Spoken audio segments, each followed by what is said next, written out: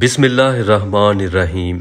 सब मुसलमान बखूबी जानते हैं कि नमाज पढ़ने और तिलावत के लिए कुरान को छूने से पहले बाकायदा जिस्म और कपड़ों के पाक होने के बाद बावजू होना लाजमी है, लेकिन इसके पीछे जो असल वजह है वो कम मुसलमान जानते हैं।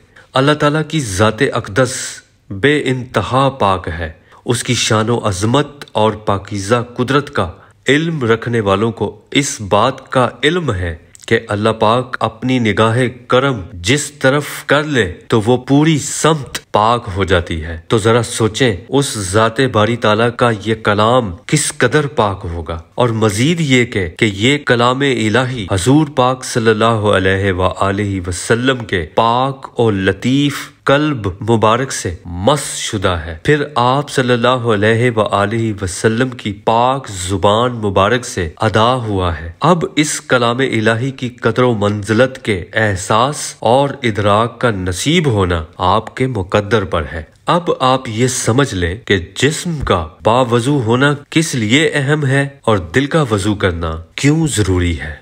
अभी वजाहत जारी है, इसे तवज्जो से समझें। और अगर आप बड़े दिल वाले हैं तो इस आगाही टीवी को सब्सक्राइब कर लें, इससे आपको फायदा जरूर होगा इंशाल्लाह। सबसे पहले इस हकीकत को अपने अंदर पूरे यकीन के साथ उतार रखें कि कायनात का निज़ाम दो हिस्सों पर मुश्तमिल रवां दवां है। एक बातनी निज़ाम जिसका ताल्लुक बाकी 6 आलमीन और निज़ाम गैब से है, हमारी रूह और कल्बी लताइफ से है। चूंकि निज़ाम गैब में अल्लाह पाक की ज़ात, उसका नूर और उसके पाक नूरी मलाइका समेत कई नूरी मखलूकात और मौजूदात मौजूद हैं। उन सब का ताल्लुक लताफत और पाकीज़गी से है। और दूसरे निज़ाम का ताल्लुक इस आलम नासूत से है, इस ज़हरी दुनिया और हमारे जिस्म से है। और इन सब का ताल्लुक कसाफत और नापाकी से है। इसलिए इस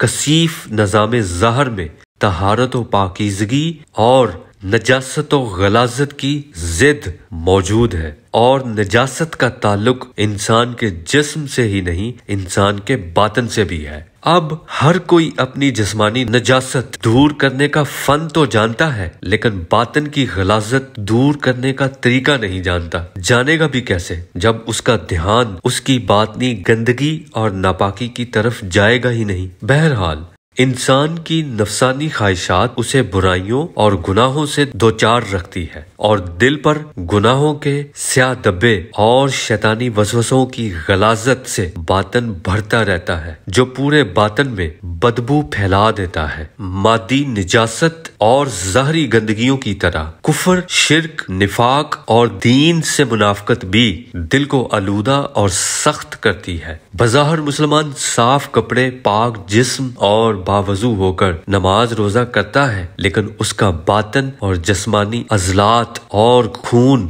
बातन की नापाकी के बाइस गलीज और नापाक ही रहता है। अब बज़ाहिर जिस्म को ज़हरी निजासत से पाक करने, साफ कपड़े पहनने और वजू करने का इख्तियार हमारी कोशिश और मर्जी पर मुनअसर तो है, लेकिन बातनी निजासत से बातन साफ करने, दिल को स्याह धब्बों और बातनी गलाजत से और बदबू से पाक करने का इख्तियार हमारे पास नहीं है। इसका इख्तियार इस आयत के मुताबिक अल्लाह पाक के इरादे से मंसूब है। वो जिसे चाहता है उसके बातन को पाक कर देता है, और ज्यादातर चाहता उन लोगों की फहरिस्त से है जो अपने जिस्म के साथ साथ अपने नफ्स और कल्ब की तहारत के लिए फिक्रमंद होते हैं, भरपूर कोशिश करते हैं, अल्लाह के फजल और इरादे के तालब होते हैं, अपने बातन की गलाजत और जुल्मत का इदराक रखते हैं, जिसके बायस वो अपने अंजाम से डरते हैं, अश्के निदामत बहाते हैं।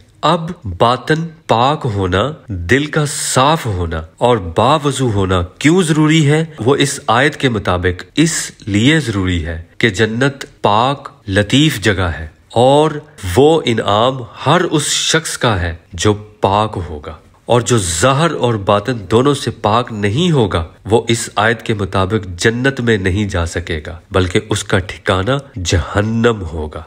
और दुनिया में रहते हुए दिल का बावजू होना اس لیے ضروری ہے کیونکہ دل قدرت الہی کی عظیم نشانی ہے، معنوی اور روحانی اعتبار سے معرفت ربانی کا مرکز و منبع ہے۔ جب تک یہ پاک اور باوضو نہیں ہوگا تب تک اللہ کی ہدایت دل میں داخل نہیں ہوگی، کیونکہ اس آیت کے مطابق اللہ ہدایت پاک دل کو ہی دیتا ہے، اور جب ہدایت نہیں ملے گی تو قلبی لطائف بیدار کیسے ہوں گے، ان میں نور الہی کیسے آئے گا۔ یہاں یہ نقطہ سمجھیں کہ اللہ پاک ہے، سراسر نور ہے، اس کا کلام نور ہے، پاک ہے، لیکن نفس پاک ہوگا تو دل صاف ہوگا، پھر صاف دل میں کلام پاک کا نور جمع ہوگا تو اس سے دل وضو کرے گا اور ہمیشہ کے لیے پاک ہو جائے گا۔ پھر اس آیت کے مطابق اللہ اس کے قلبی لطائف کو اس بندے کے